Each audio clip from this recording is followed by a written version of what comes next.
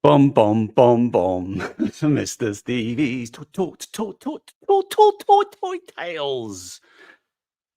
Good evening, good afternoon, good morning. I don't know, wherever you are, you're out there in the internet verse land. Good to see you.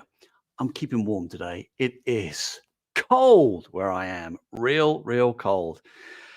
Bit of a low key episode today. Last week's Adventure People episode took me flipping ages. Took me like 7 hours to read. I say it like I didn't enjoy it.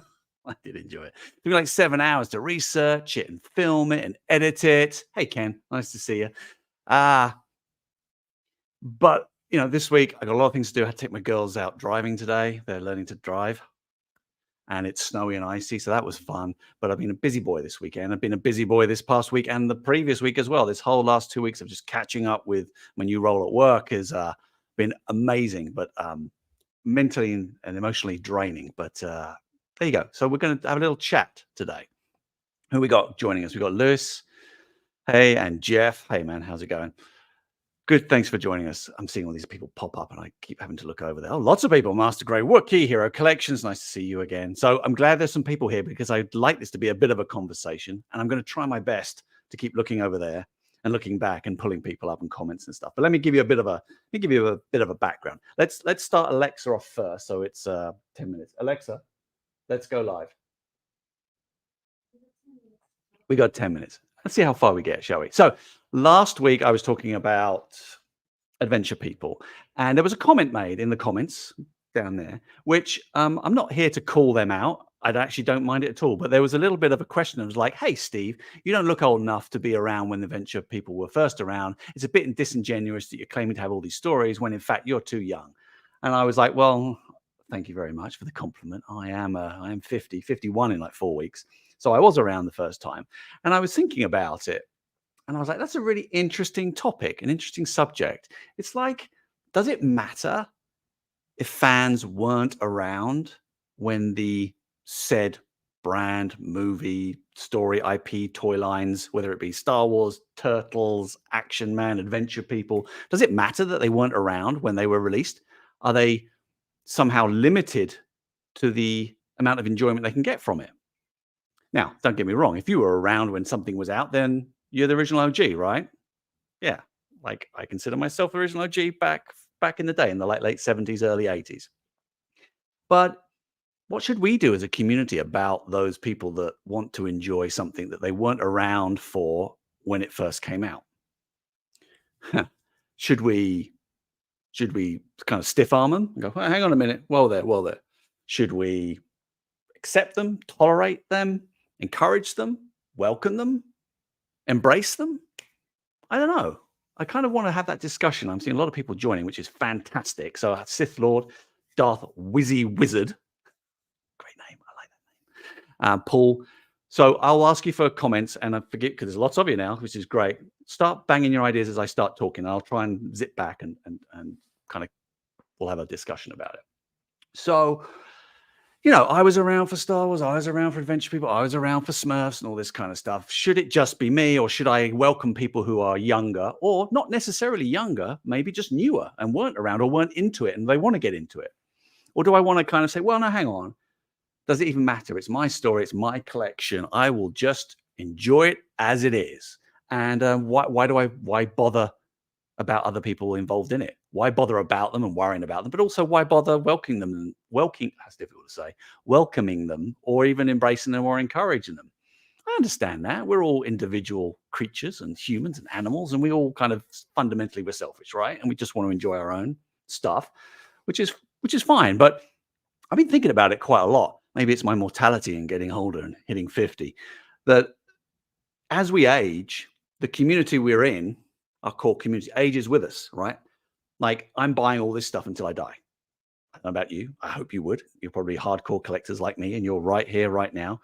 And you're having the same thing. So it's like, what if that community, well, not if, what if that community ages with us? What if it dwindles?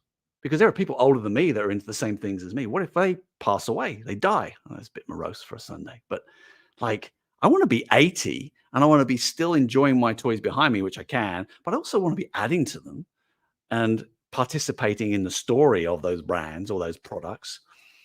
And it's like, it'd break my heart to like hit 80, 85 and be on my last legs and there not be any stories on TV or theater or movies and things like that. So how important is community? And talk about the holistic community of everybody considering everybody else and bringing new people in and rotating and passing on to the next generation versus collection. Community versus collection. What do you think? What's more important? Should we embrace and encourage younger, newer people? They could be the same age of us, same age as us, into our community, or should we just like get your own? I want to enjoy mine. What do you think? Pass it on. I'm hearing some things here. I'm just going to pull some stuff up because I'm showing off with my new StreamYard. Like Paul saying, pass it on. Welcome then. So passing on the knowledge. Yeah, it's all about legacy and ancestry. And I know it sounds very dramatic, but I talk to my kids about all this stuff and they're not that interested. Does it matter? I don't think so. But like you can talk to other people as well. Like here's an example. I'm going to jump ahead a little bit. I'm going to hide here. Here we go. What's this? I think it's a matter of verses. Yeah, great point. That's a great point. I'm going to come to that because I think we're thinking the same thing. Because like the Force, everything's in balance, right? So let me tell you a story. I'm going to pull this up. So me getting to a certain age and becoming a hardcore collector. I've been collecting 35 years or so. So I do consider myself a collector. And I think I could have that kudos. All right. And I know a lot of you are the same, more than me, less than me, but we all share the same kind of kudos. And obviously I was working on Star Wars 10 years ago. And in 2018, we went to San Diego. And this was the moment where I realized there was more to it than my collection. So let me tell you this story. So some of you may have been there. We were in the panel. We were waiting to come on and we all had lightsabers.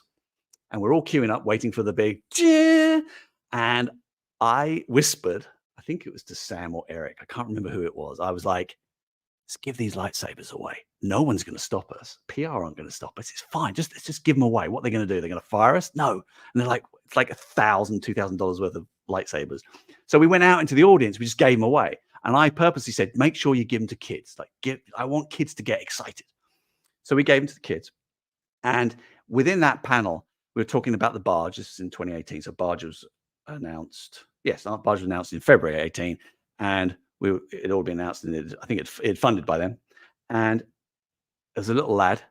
I've asked his mum whether I can use his name in images. So it's all above board. His name's Gavin. And he got one of my lightsabers. So he was already impressed and already really happy. And I was talking and everyone was talking. We were on the panel. I was watching him.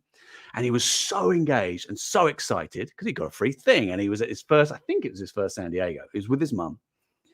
And when it came to I knew I was going to give a barge away. And I was going to in my mind, I had all these competitions and things we could do with the audience. And I was like, you know what? No, I'm just going to give it to that kid. So I presented him with the HasLab book, if you remember, because obviously the barge wasn't finished. And his eyes lit up. And I struck up a relationship, with him and with his mother, and we kept in contact. And he eventually got the barge. And I got an incredible sense of empowerment for me and for him, in the sense that he now was on his first step on his collector's journey, just like I was when I was about 16 or so, 17, 18. And he's still a collector now. He's like a youngie. I think he's just turned 16 or something like that. But this sparked in my mind the importance of passing it on and the importance of bringing a new generation of fans, of fans into a community, a collector community. It doesn't have to be Star Wars. It could be Marvel. It could be anything and everything. But I think as the core community grows and ages and potentially dwindles just by the law of nature, it's important to find that balance of what's for us and what's for them and bringing the new fans in. I'm just going to kind of turn my attention to your comments here because I'm seeing quite a lot. What's this? My son's 9, knows a lot of things about love growing up with Fortnite, YouTube, and no interest in playing with my toys. Yeah, he's got and they have their own ones as well. All right. We'll have this same conversation, or hopefully they will, 30 years time or so. One of my favorite aspects of toy collecting is the community aspect. Without the community and connection, there's no collection for me. Yeah. Yeah, I agree with you, and I think COVID made this blatantly obvious to me personally. It was like I love my collection. I shared it with my friends, but then when COVID hit and social media just like kind of like was there as a great tool, it was wonderful. Friendships also kind of saying the same things. Oh, look at this one. This one. I'll give you that one. We are what they grow beyond. That I agree with. 100% Sith Lord. Yeah. So I'm into welcoming in new collectors and new fans into our community. But here's the thing. I think someone said it earlier on. It's all about balance. And it's not a question of one or the other or versus or not versus. It is, in my mind, my approach into collecting is respect and tend and maintain and push the current community, the current collection. We all push ourselves, right? We've all got our things, we finish them, we go, let's collect something else. Let's try that. You push yourself. It's about encouraging your own. But like the core community needs that respect and tending. But we need to drive new passion for people entering into the community. And I know I keep harping on it. New doesn't mean young necessarily. New could just be new. New could just be someone who's never discovered a brand, someone that's suddenly into Indiana Jones just because of the retro series came out. They went, Indiana Jones toys? Oh, I've never seen those before. What's that about? And then so they research and they find out about it. 10 minutes goes way too quick. I'm going to wrap this up reasonably quickly. But it's really important about bringing new people in. And I think to do that, I'm really interested in checklists and I've got some checklists here. I'm interested in checklists. I'm doing these myself for my own edification and knowledge and education. I've just been doing this one recently. I've been doing the Marvel Legends retro one for a while, and I've just finished, or I'm kind of three-quarters of the way through, vintage collection. I'm doing it for myself, but like these are really important to bring new people in because I don't know about you, I get quite intimidated by the amount of stuff within a collection. Like I don't know every single vintage collection figure. I'm not going to claim that I do, but gathering and researching is really important for new members and new members of our community because it introduces them into our community. For example, when I joined the Marvel team, there's 1,400 Marvel Legends figures. I don't have more. I'm sure some of you do or have a large chunk. I have about 30, but I kind of want to know which ones to collect. Where do I start? I think that's the question. Where do I start? And I had that experience when I was 16 or so back in Colchester, where I met someone like almost like a mentor. His name was David. I don't know where he is. I haven't kept in contact with him, but he talked to me about collecting Kenner Star Wars.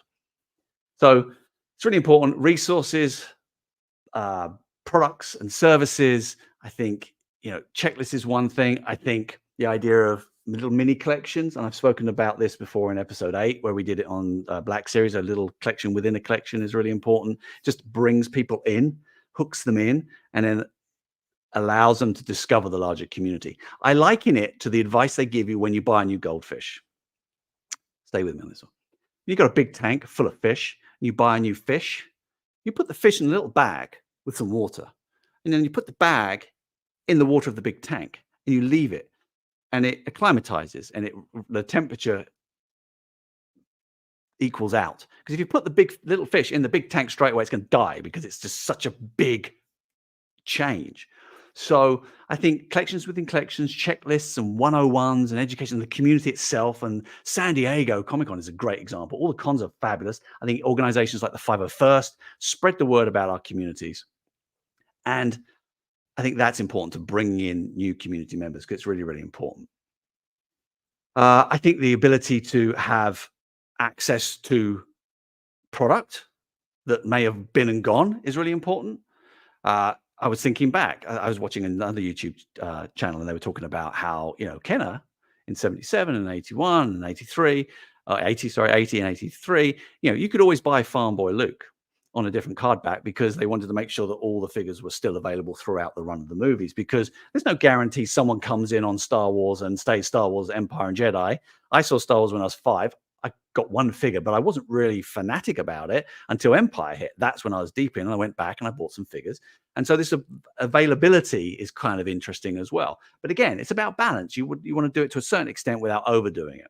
And then when you get to Jedi, it can have a different card back Or we can do what we did when we relaunched Retro. We relaunched Retro for people that couldn't afford or didn't have those original figures and wanted to kind of get back into it. I'm not going to lie, it was also for casual fans that are walking past going, oh, that's cool. What's that? Oh, I might have some kind of idea of what that was or recollection. And it might be a way of introducing them, opening the door into our collector community. But with everything, I'll come out of this, it is about balance. It's about celebrating our community as it stands without the myopic blinkers of like nothing else matters, because we need new people to come in, to mix it up, to have new conversations, new debates, new innovation. But again, without the risk of too much change, because then the community changes. But like, can we change? I don't think we can. I'm just going to have a little look on some of this stuff. Lots of people commenting, which is great. More than bringing new people, it's important to make them stay. I've seen too many young people do this because it's cool to collect retro. So that's interesting. So it's about getting them in, and they come in and then do they get bored and then go away, or do they get bored or something else, or do they come in and then the fashion changes? That's interesting. I am, my wife's just come home. I can hear her clomping upstairs. I'm fascinated by this theory of a lifelong love of toys. It's something I'm working with various people and I'm interested how you go from kid to collector throughout the different late stages of life, through teenagers when we usually disappear and don't start collecting. So these comments will stay. I will make sure I can kind of read through them. I'm not going to be able to grab all of them on at the moment.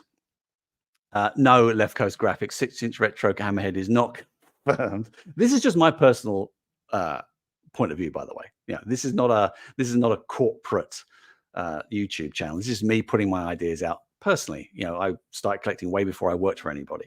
So so there we go. 10 minutes whizzes past. I'm babbling. I'm going to wrap this up. So my opinion is it's really important to have new members of our community. You all do a fantastic job, and there are organizations and events that do a fantastic job. I'm really, really interested in bringing new people in without the risk of throwing baby out with bathwater and kind of ignoring the core. We've got to tend to our garden in lots of different ways. And there we are. That's my thinking. Still add your comments to the comment section below after we wrap this up in a few minutes.